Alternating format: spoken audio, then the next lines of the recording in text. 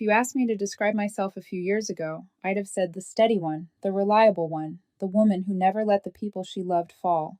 Back then, I wore loyalty like armor, convinced it was enough to keep a relationship unshakable. I met Nick when we were both in college. He was 27 now, but at the time, he was this wide eyed marketing student with a laugh that carried across the quad. I was buried in late nights of coding, chasing a degree in IT. Nick was everything I wasn't: spontaneous, charming, constantly talking about adventures and grand futures. I was cautious, structured. Somehow we fit. Maybe because where I saw obstacles, he saw possibilities. After graduation, our paths should have diverged, mine toward a stable career, his toward dreams not yet defined. But instead, they twisted together. I landed a job as a systems analyst at a local tech firm, not glamorous, but solid. Health benefits, stable pay, a foundation. Nick? Well, Nick stumbled. Entry-level jobs in marketing weren't kind to him.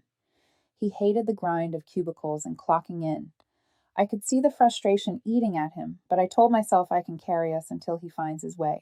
And I did. We moved into this small but cozy apartment in a quiet Midwestern town.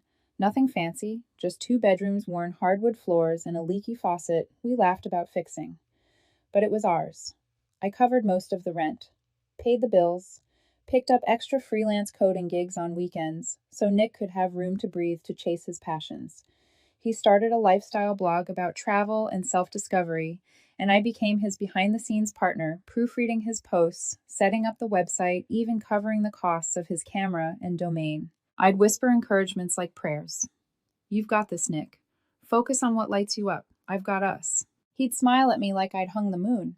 In those moments, the sacrifices felt worth it. I still remember one birthday I'd scrimped and saved for months to buy him that camera he couldn't stop eyeing. When he unwrapped it, he actually cried, hugged me so tightly I could barely breathe, and whispered, "You're the best thing that's ever happened to me." Moments like that, they kept me going. I wasn't flashy, I wasn't wild. I was the foundation, the woman who showed up every single time. But sometimes even the strongest foundation can be taken for granted. As the years passed, Nick began to sigh when scrolling through his phone. He'd linger over posts of influencers on yachts, or couples hiking through Bali, or friends posting about concerts and trips. His and somewhere between longing and resentment. "Our life is so safe," he'd joke, tossing me a sideways glance. I'd laugh it off, pretending it didn't sting. "Safe is good," I'd reply, nudging him playfully. "Safe means we're building something real." But inside, I wondered if safe was just another word for boring to him. To try to bridge that gap, I suggested we plan a vacation together. Just us. No laptops, no deadlines, just a little adventure of our own. He always had reasons to put it off: money timing. Something about his blog calendar. So I let it go. I convinced myself we'd get around to it. Looking back now, that was the first crack. Subtle, almost invisible, but cracks widen. They spread quietly until one day the wall caves in. I didn't know then just how close that collapse was. For a long time, I believed my love was enough, that holding him up meant we'd both rise. But love built on uneven footing doesn't grow at tips. And though I didn't realize it, the weight of our lives was shifting. And Nick was already leaning toward a different horizon. It started with a casual announcement over dinner. Nick twirled his fork in a plate of pasta I'd made and said almost too lightly, "So the guys are planning a trip to Vegas. Just a few days. I think I need it, you know. A break from the grind." Vegas. The word made my stomach tighten. I'd heard stories, knew the reputation: flashing lights, endless alcohol, strangers whose names you'd never remember. It wasn't exactly where you send your boyfriend if you crave peace of mind. Still, I smiled because that's what I did. "Sounds fun," I told him, even though my chest ached. He kissed my hand, grinning like a boy on Christmas morning. "I knew you'd understand. God, Cindy, you're the best." That night, while he packed, I transferred extra money into his account. "Just in case you want to treat yourself," I texted him as he boarded the plane. His reply came almost instantly. "Have fun. I'll miss you. Love you, babe." I clung to that message like a lifeline. The first couple of days, he sent updates. A selfie by the pool with sunglasses, a blurry shot of cocktails, a quick "miss you" between the noise. Then the silence stretched. One evening, I stared at my phone, refreshing our messages. Nothing. When his reply finally came hours later, it was clipped "crazy night. Talk tomorrow." Tomorrow didn't come. When he finally flew back. 5 days later, I ran to greet him at the airport. He hugged me technically, but his arms felt stiff, mechanical, like he was checking a box. His laugh on the ride home sounded forced. That night when we crawled into bed, he turned away early, muttering about jet lag. I lay awake, staring at the ceiling, heart pounding. Something had shifted. I could feel it in my bones. Over the next week, the distance grew. Nick was always on his phone, smiling at messages he never shared, turning the screen away when I walked into the room. His answers to my questions about the trip were vague. Oh, shows and slots. Nothing special. But his eyes betrayed him, lighting up with memories he wouldn't say aloud. I tried to bridge this gap. I cooked his favorite dinner one night, creamy carbonara with extra parmesan. He thanked me distractedly, barely looking up from his phone. I suggested a movie night. He declined, saying he had blog stuff to catch up on. By the third night, the silence was unbearable.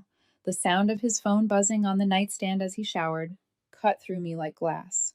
Curiosity, guilt, desperation, all of it tangled until I reached out and picked up the phone. I shouldn't have, I knew it, but love makes hypocrites of us all. The messages were there waiting. A thread with someone named Jade, flirty emojis, inside jokes about that wild night on the strip, photos of them at a bar, her laughing, his arm draped casually around her waist, and worse, recent texts, plans for calls, him telling her she was his spark. My breath caught. The room seemed to tilt. My hands shook so badly I almost dropped the phone. 4 years. 4 years of sacrifices, of extra hours worked, of vacations postponed, of birthday gifts saved for erased by a single trip. I put the phone back exactly where it had been and sat there in the quiet, the sound of the shower running in the background. My chest felt hollow, my vision blurred. Part of me wanted to scream, to storm into the bathroom and demand answers right then. But another part of me, the part that had carried us for years, stayed still. I waited, because if I exploded, it would give him a way out. If I stayed calm, he'd have nowhere to run. That night, I stared at his sleeping back, his phone clutched loosely in his hand, and realized something chilling. The man I'd built my life around wasn't really mine anymore. And deep down, I knew tomorrow everything would break. The next evening, the living room hummed with a false calm. Nick sat cross-legged on the couch laptop balanced on his knees, pretending to scroll through work. I sat across from him, the TV flickering in the background, though neither of us was watching. My heart thudded against my ribs, steady but relentless. I closed my laptop slowly and said, Nick, we need to talk about Vegas. For a fraction of a second, his face faltered, just a flicker like guilt caught in the light. Then he leaned back, folding his arms, tone sharp. What about it? I inhaled, steadying myself. I saw the messages. With Jade, the photos, the plans you're still making. Silence. No denial, no fumbling for excuses. Just a sigh, like I'd asked him to take out the trash. Okay, fine. Yeah, it happened. We met at a club. My friends left early. She was there. Fun, adventurous. One thing led to another. My chest burned, but I kept my voice even. So 4 years together, and you throw it away on a fling? He leaned forward, eyes narrowing. Don't call it a fling. You don't get it, Cindy. With her, I felt something I haven't felt in years. Something you haven't felt, I echoed, bitter laughter rising but choking in my throat. We've been building a life, Nick. A home. I thought we were solid. Solid? He almost laughed, shaking his head. Cindy, come on. We're like roommates. You go to work, come home, we eat, we sleep. Repeat. It's comfortable, sure, but where's the excitement? The passion, Jade and I, we have a spark. She gets me. We stayed up all night talking about dreams, about living big. She makes me feel alive. Alive. The word landed like a knife, as though my love had been nothing but sleep. I pressed my lips together, steady. So you justify cheating by saying I'm too stable, too safe. I've been supporting you, Nick, carrying us while you chased your dreams. And now stability is a flaw. His jaw tightened. He stood pacing. Don't make this about money. That's low. This isn't about you being bad. You're not. You're just predictable. And I can't keep suffocating in safe routines. Jade showed me there's more out there. Something inside me went quiet, like the storm had passed, leaving only still water. I walked calmly to the closet and pulled out his suitcase. His eyes widened slightly as he watched me place it on the bed. What are you doing? He asked, half incredulous, half uneasy.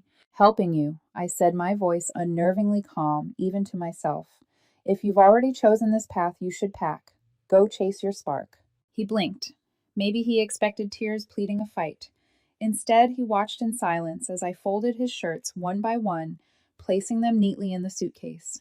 My hand shook only once when I picked up the camera I'd saved months to buy him. I set it down carefully on top, like laying a flower on a grave. Finally, he found his voice, really just like that. Yeah, I said, snapping the suitcase shut. Just like that. He lingered at the doorway, almost waiting for me to crumble, but I didn't. I only met his gaze steady, unblinking. By morning, he was gone. The apartment echoed with absence. His laugh no longer bounced off the walls. His shoes no longer cluttered the entryway. His toothbrush, his cologne, his messy sketches for blog ideas all vanished. I sat on the couch in the silence, the faint hum of the refrigerator, my only company. My heart was cracked wide open, but I refused to let it bleed for him anymore. If Nick thought leaving would break me, he was wrong. It wouldn't break me, it would change me. The first morning without Nick was the hardest. I woke up reaching instinctively for the other side of the bed, only to find cold sheets. His absence pressed into me like a weight. For a moment, I let myself cry quiet tears into the pillow, the kind that burn because they carry every why you'll never get answered. But when the tears dried, I didn't rage. I didn't call him. I didn't stalk his social media for clues. Instead, I sat at the kitchen table staring at his untouched mug in the cabinet, his half-empty shampoo bottle in the shower, and whispered aloud, "You made your choice." Then I boxed up the remnants. His things went into storage neatly labeled, stacked in the hall closet. No smashing, no burning, no theatrics, just silence. That silence was both unbearable and strangely empowering. The days stretched. The apartment felt hollow like a shell stripped of sound. I filled it with routine. Work in the mornings, gym before dinner. On weekends, I forced myself outside long runs on the wooded trails, lungs burning, legs aching, but my head clearing with each step. I signed up for therapy. Sitting in front of a stranger on a glowing laptop screen, I spilled the parts of me I'd hidden even from myself. He made me feel like my loyalty was boring, I confessed. Like stability was weakness. The therapist tilted her head, kind eyes cutting through the fog. Or maybe she said softly, "He wasn't ready to value what you gave. That doesn't make it less valuable." Her words stuck. Week by week, the heaviness thinned.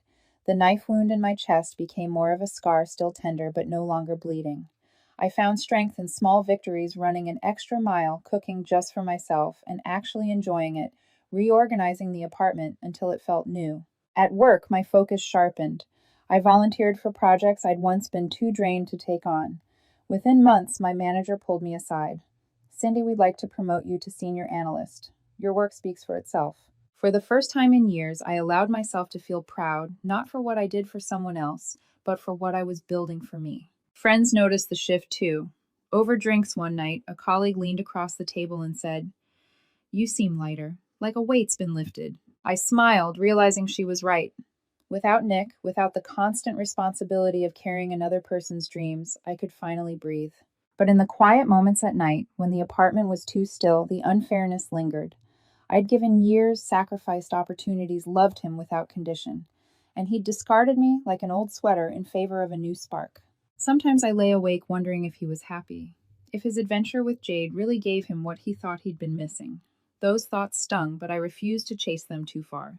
Instead, I made a promise to myself I would not let Nick's betrayal define me. So I planned a solo trip, a weekend in the mountains. Just me, a cabin, and silence that belonged to no one else. I imagined the crisp air filling my lungs, the trails winding endlessly, the kind of peace you only find when no one's watching. That thought carried me through the last of the grief. And though I didn't know it yet while I was slowly piecing my life back together, Nick's own carefully spun illusion was already starting to unravel. Karma doesn't come rushing in like thunder. It creeps. Quiet, deliberate. It was about 3 months after Nick left when I got the first hint. A text from a mutual friend, Mike. "Hey, Cindy heard about Nick. You okay?" I stared at the message, frowning. "What do you mean?" Mike replied, almost instantly. Apparently, he quit his job here, packed up, and moved to Vegas to be with that girl. Full commitment. Posting all these pictures at shows, casinos, the dream life. I didn't respond. Just set the phone down and exhaled slowly. So this was his grand new adventure. Neon lights borrowed, luxury fake smiles plastered online. Weeks passed, and more bits of gossip trickled in. A coworker mentioned seeing Nick's blog new posts about desert freedom and soul connections. Another mutual acquaintance said he'd been bragging about investing in some event planning venture. It was almost laughable. He'd left me stability and everything we built for a mirage in the desert. Then came the crack. One evening, Mike called outright, "Cindy, it's bad. Nick. He got scammed. That business venture, total fraud. He put in most of his savings gone. The guy disappeared with the money. Nick's stranded broke. No job, no support." I was silent, the news sinking in like water into dry soil. Mike hesitated. "He burned bridges, Cindy. Quit without notice, trashed people on his way out. Now he's got nothing." "Jade. I don't think she's even around anymore. People say she left when the money did." For a long moment, I didn't speak. My mind played a cruel but honest reel, the nights I'd stayed up proofreading his posts, the extra shifts I'd taken to cover our bills, the vacations I'd sacrificed so he could dream bigger. All of it mocked as boring safe. Now the man who sneered at stability was adrift in a city that devoured the unprepared. I didn't gloat, I didn't celebrate, I just noted the symmetry. A week later, the first message came. An unknown number, but I knew. "Cindy, it's Nick. I need to talk, please." I stared at the text until the letters blurred. Then I locked my phone and went on with my evening. The next day, a voicemail: "Cindy, it's me. Things went wrong with Jade. She's gone. The business, it was a scam. I lost everything. I miss you. I realize now what we had. Please, can we talk?" His voice cracked on the last word, and for a flicker of a second, I felt the ghost of the man I'd once loved. But it passed quickly. I deleted the voicemail. Soon the attempts multiplied. More texts, more calls, long messages full of desperation. I was confused.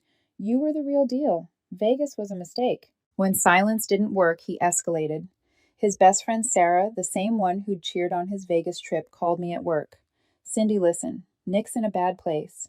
That scammer drained him. He's crashing on couches, barely scraping by. He needs help. Can't you just send him something? A ticket home, at least." I kept my tone even. "Sarah, that's not my responsibility anymore." She scoffed. "4 years together and you'll just abandon him." The word twisted like poison. Abandon. As though he hadn't abandoned me first. I hung up, blocked her. That's when Nick's family joined the chorus. His mother texted from a number I didn't recognize. "How dare you ignore him? He gave you his best years. Your boring routines drove him away. Now he's suffering and you won't even help. Be a woman and wire him money for a flight." The audacity left me breathless. For once I replied, "He ended us. Not my circus, not my monkeys." Then I blocked her too. The next wave of messages from Nick turned bitter.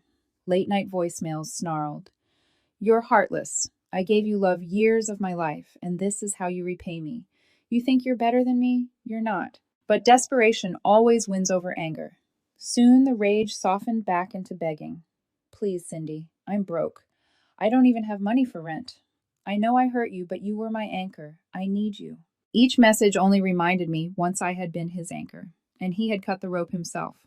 And now he was drowning in the very ocean he'd chosen. The night had ended for good. The phone rang past midnight. A blocked number. I almost let it go to voicemail, but something in me, curiosity maybe, answered. On the other end, a voice I once knew better than my own cracked apart. "Cindy. Oh God, finally. It's me. Please don't hang up." Silence stretched between us. My pulse stayed calm, steady. "I'm at rock bottom." Nick rushed on. "I got evicted yesterday. I'm in some rundown motel, and I don't even know if I can pay for tomorrow night. No money for food, no way home. Jade's gone. Everyone's gone. I'm alone, Cindy. Scared. Please. Please wire me enough for a flight. I'll pay you back. We can talk. Maybe fix things." His words tumbled like stones rolling downhill, fast, desperate, heavy. Then came the sobs, jagged, broken, like the echo of a man who'd run out of masks. "I know I was cruel. I know I called you boring safe, but I see it now. You were my anchor. You kept me steady. I threw it away for nothing. Please, Cindy, just help me get home. I have no one else." For a long moment, I said nothing. I let his begging fill the air, the raw sound of it pressing against my chest. Once that sound would have gutted me. Once I would have rushed to fix it to carry him again.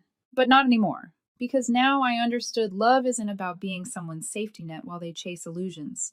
Love is about building together, and Nick had never wanted to build. He wanted to be carried. "Cindy." His voice cracked. "Say something. Anything." I did. I clicked end call.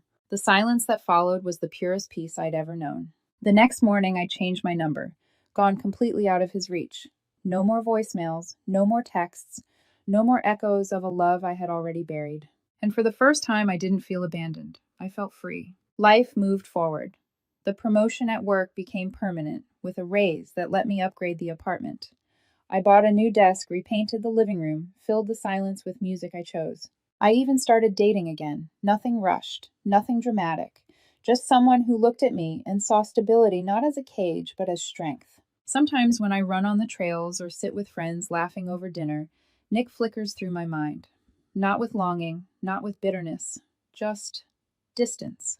Like remembering a character from a story I once read someone who belonged to a different life. He had called me safe, predictable. He was right. Because safety isn't weakness, it's foundation, it's strength. It's the ground you can build a future on. And when he walked away from that, he wasn't escaping, he was losing. As for me, I won. Quietly, without shouting, without revenge, posts, or screaming matches. I won by choosing myself. Nick is a ghost now,